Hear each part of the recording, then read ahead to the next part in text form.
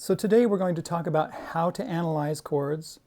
We're going to talk about doubling notes in a chord. We're going to talk about note balance in guitar playing, voice leading and what that means, and why open string chords by themselves and coupled with bar chords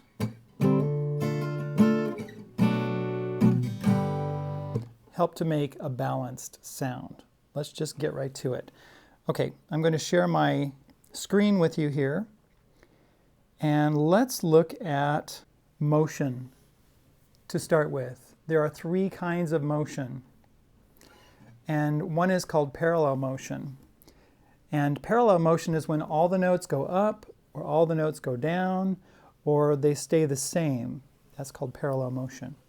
The next kind of motion is called oblique motion. That's when a note stays the same and another note changes, and it either goes down or it comes up while one note stays the same.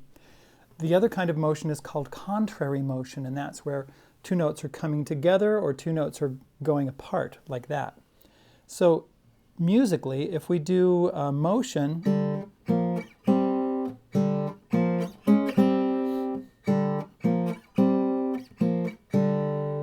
that's called parallel motion. You've got two notes, you've got this D and this G playing, and then they both go up a minor third, then they go up a major second. So that's called parallel motion. Oblique motion is when we've got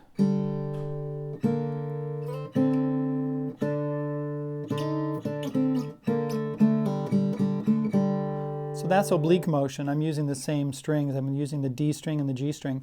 And I've got one note staying the same, and then...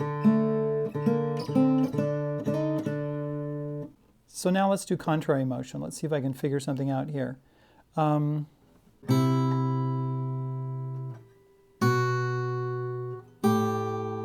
That's contrary motion right there, where we're doing a C note and an E note, and then we're going down to B and up to F sharp, and then down to A and to G. So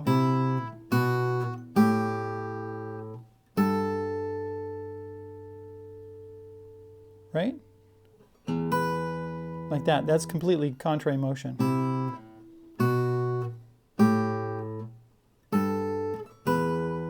Something like that. You've got one note moving up and another note moving down. It's a little harder on the guitar to figure that out because, up is this way, and up is also this way, and down is that way, and down is that way. So it's a little bit difficult to figure all that out. Okay, let's go to the next thing. We've got, here is the first four measures. Actually, we're looking at five measures. Like 1, 2, 3, 4. 5 measures, but we're going to just focus on the first four measures of this hymn. It's called Abide With Me. It's in the key of E flat. Now let's go to the next slide here, and I've marked the motion that we see. You'll notice that we've got those red markings when they stay the same, and then when they go down, you'll notice that between the soprano and the alto right there at the top, that is oblique motion. Between the soprano and the tenor, that is parallel motion because those two notes are staying the same. Between the soprano and the bass, that's oblique motion. Between the alto and the bass, that's parallel motion because they're both going down. So you can see the different kinds of motion right here as we move across the page. Now, this is a very visual way to look at things, and you'll notice right here between these two B flats that I actually didn't put a mark. That's because I decided, and right here over on the 3rd fret, those 3 B flats right in a row, when there was the same note playing, I decided to just leave it without marking it because it's pretty obvious that those notes are staying the same. So you can see between any of these notes, between soprano and alto, soprano and tenor, soprano and bass, and you can compare every note with every other note. And that's important.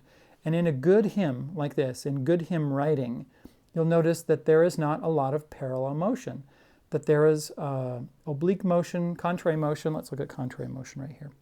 Between measure 1 and measure 2, you'll notice that this F goes down to E flat, that D goes up to E flat, and those two stems on that particular note right there, that E flat note, means that both the soprano and the alto voices are singing that same note.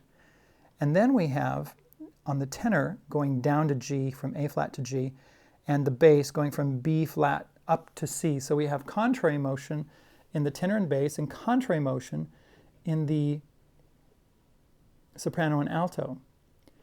Now if you look, the alto and the bass are going parallel and the soprano and the tenor are going parallel, which is interesting. Okay? We never, well, no, I shouldn't say never. We hardly ever get everything moving in one direction in four-part writing like this. This is called four-part writing because we've got four different parts. Let's go to the next page. Now what I've done is on this same four measures. Now you'll notice that the first chord is E flat.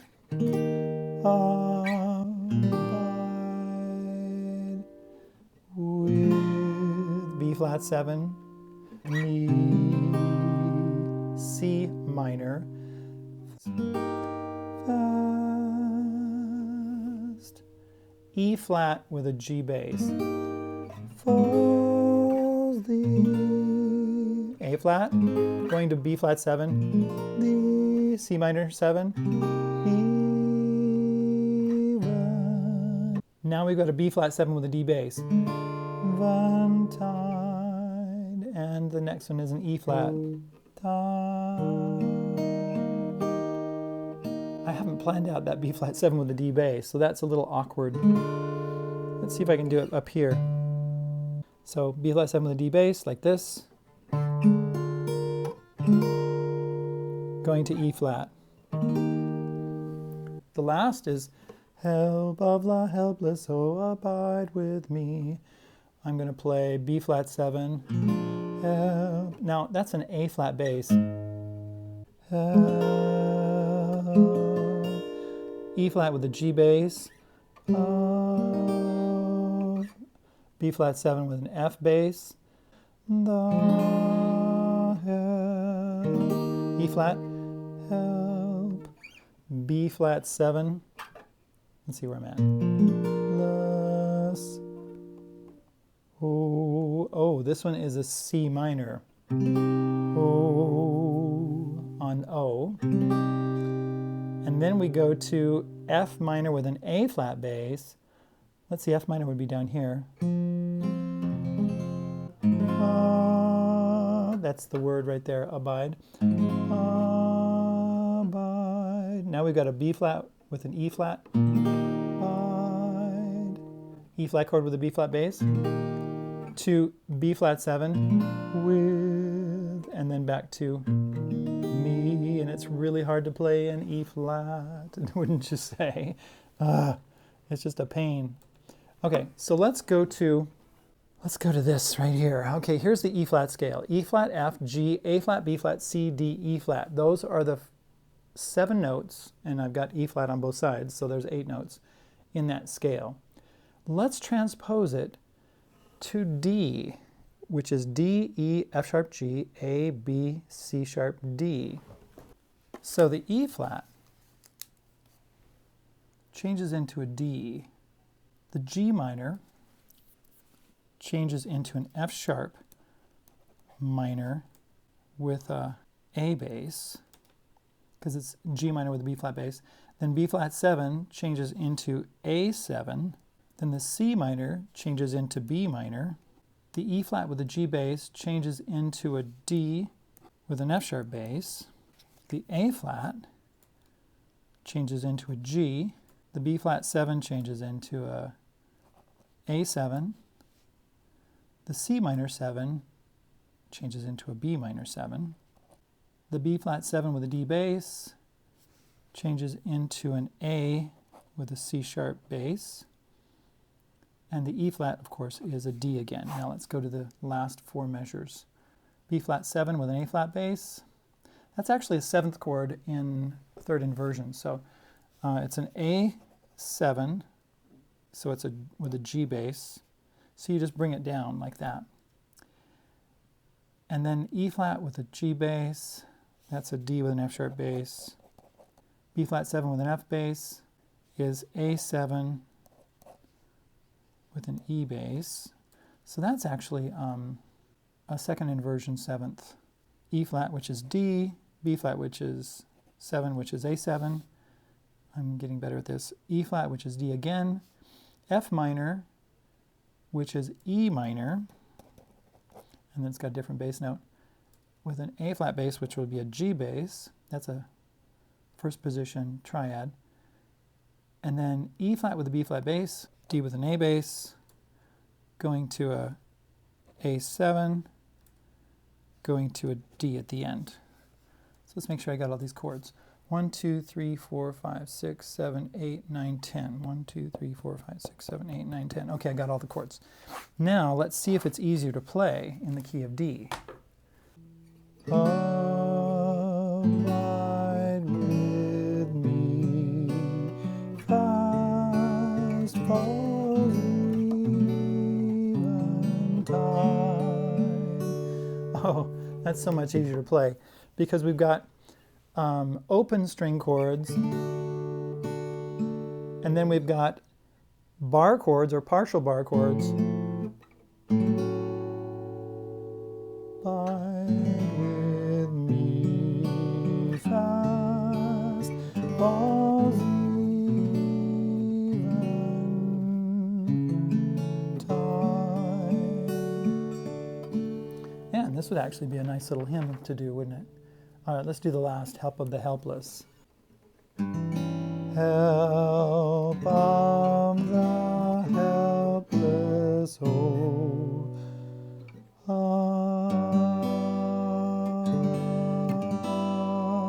I was trying an E minor 7 with a G bass. It actually says E minor with a G bass, but that's okay. Abide with me. And when we play those chords just like that,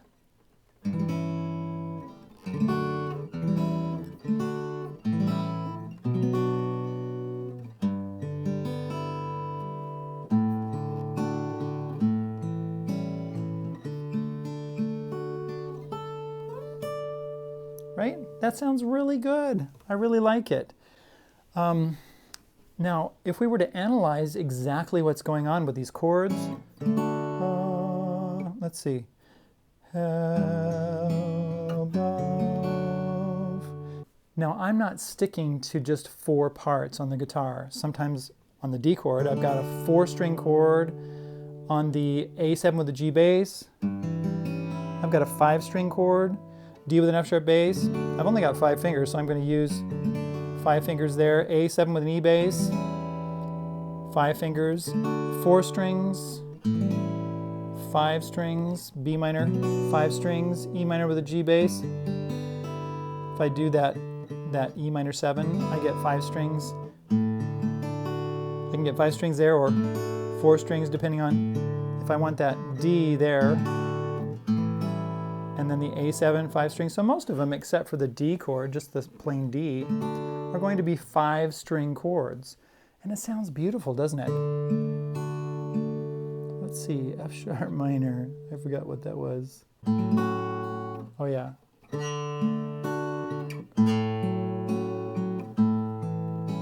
Let's see.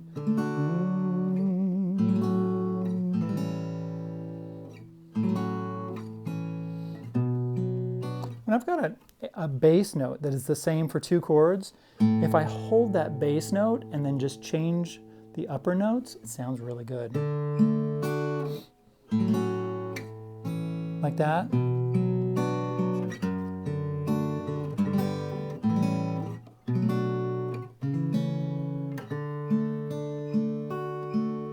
Now I'm going to play the last 10 chords again. Let's see, A7 with a G bass.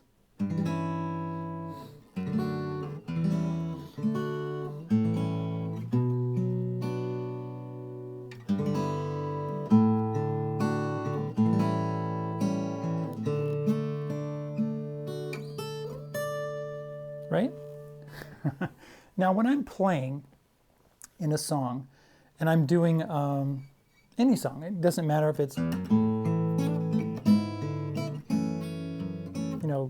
Tears in Heaven or something like that.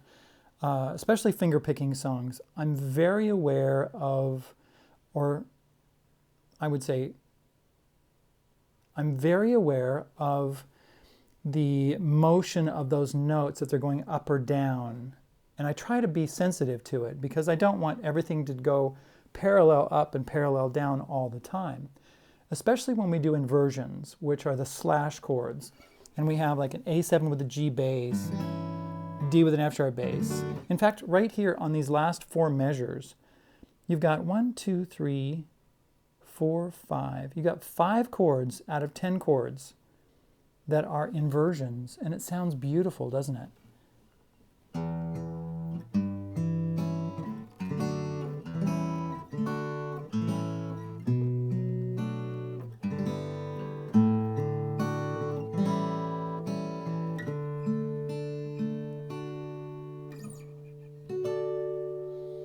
So it's wonderful to use, especially in a sensitive song.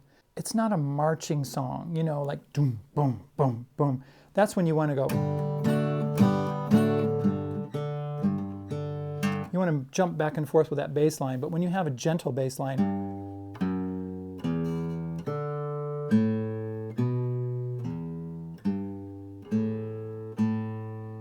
it moves with one note, a lot of times going down like this by step. That's a gentle kind of a bass line, and it's smooth. And so love songs and songs of worship and songs that are beautiful, that are, not bold kinds of songs, are the kinds of songs that we use these chord progressions on. Okay, I'm having trouble getting my words out there, but anyway. Okay, that's all I have for you today. Are there any questions?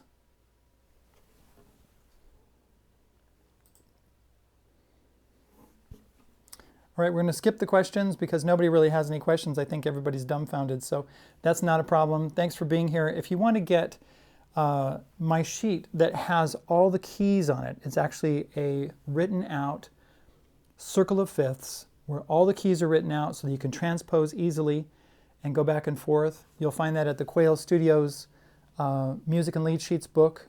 It's at Patreon, or you can get in touch with me on lessonswithhal@gmail.com and pay through PayPal. Anything else I need to talk about? There might be another option that I'm going to be using for payment if you don't like PayPal and if you don't like Patreon. So we're going to check that out here pretty soon. I just got some messages from someone who has developed another way to help creators raise money. So we're going to check that out. Thanks for being here. We'll talk to you later. Have a good day. Bye.